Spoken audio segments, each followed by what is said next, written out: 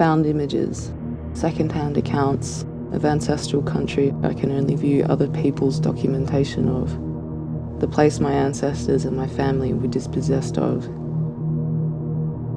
I worship the internet like a cargo cult for the gifts this future technology brings me from the past. We are diving for dear life when we could be diving for pearls.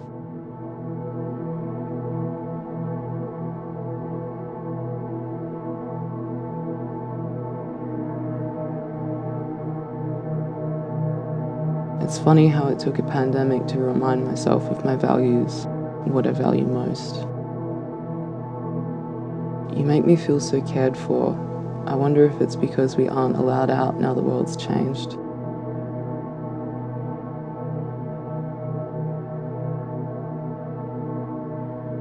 Love is truly a wordless poem.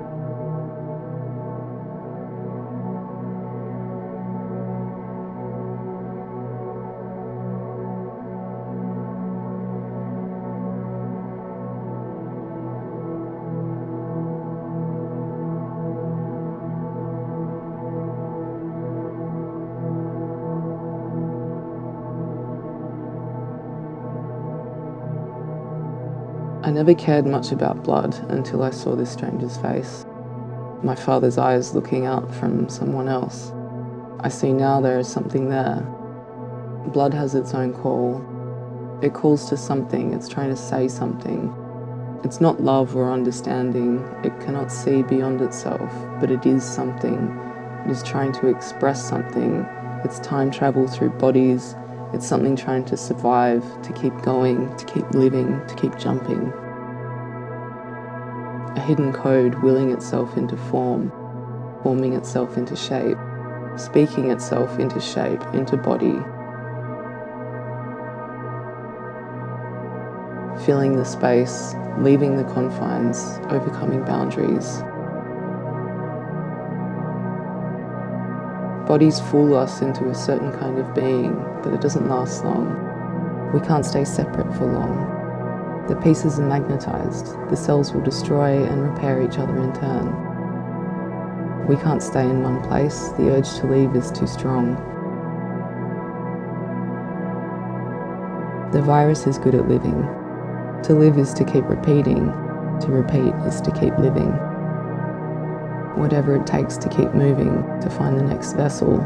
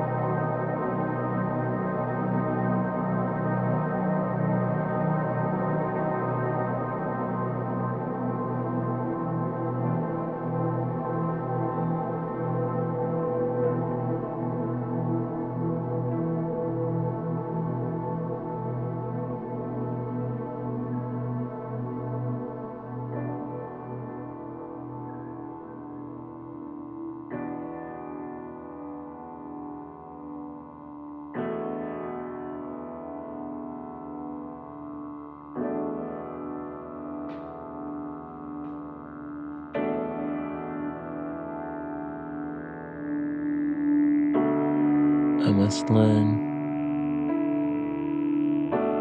to love myself truly.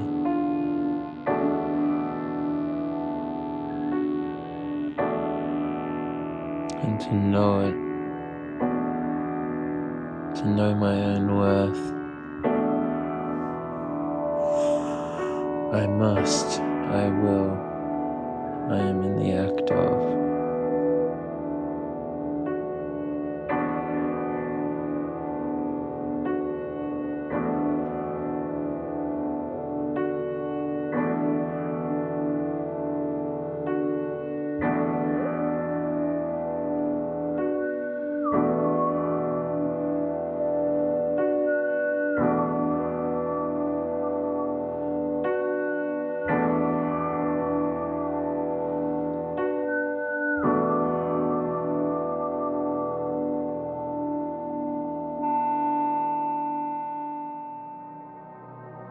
I whisper into my cellular phone on the banks of this beautiful dam.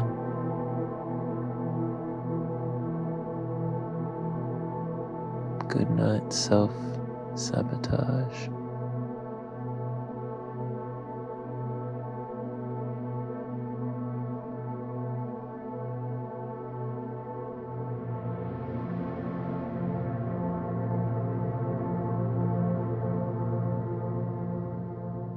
I've missed crowds.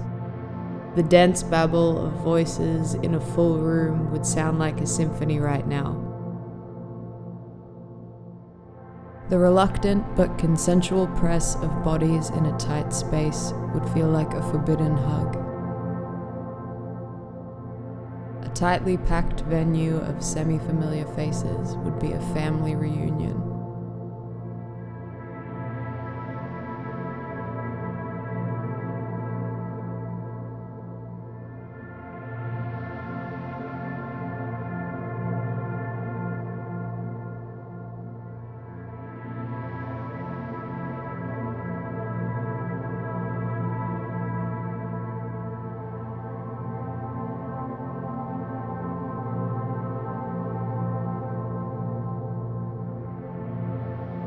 Simultaneously, when I'm in proximity to humanity at the supermarket, on the bus, I can't wait to be alone.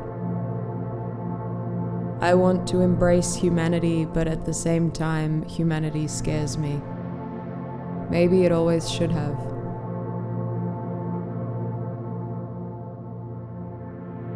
I've wanted space but needed company. I've missed people but ignored them when they reach out. I've been reactive but numb, extreme in my feelings but modest in my actions. I've questioned my well-being. I've been too liberal when self-medicating, probably. I haven't really felt the impetus to be creative or clever. I'm too busy repressing my thoughts to use my brain for more productive means.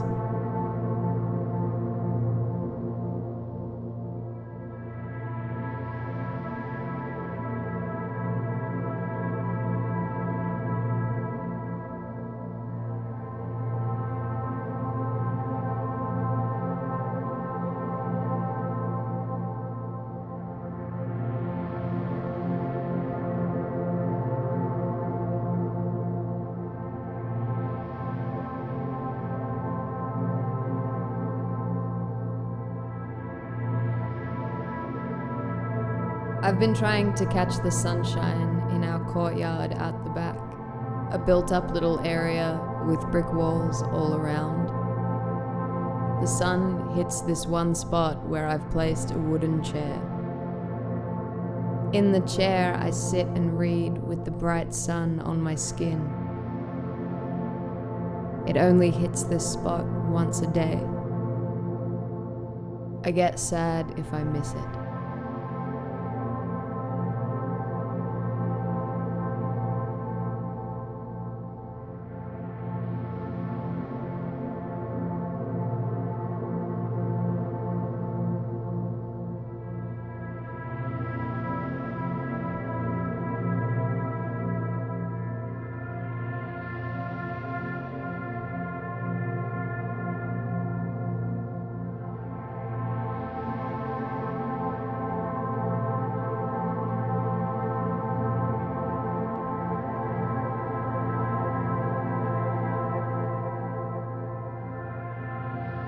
I spend all my day painting, constantly in my own head, conceiving new forms of expression, never just looking at light, but becoming light, becoming a leaf, a branch, a tree, intensely and deeply, deeply in my own head.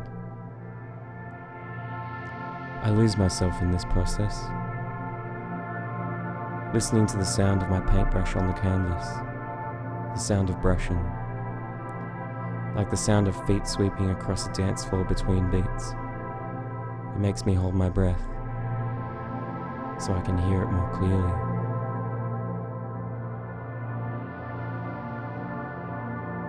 Who is born alone? Who has the best grasp of the fruit? Who can sink their teeth the deepest?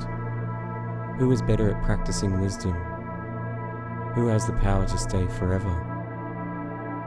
Who can breathe the deepest?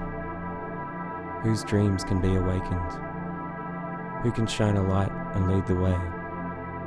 Who can build the house of laws? Who can burn it down? Who can live with war?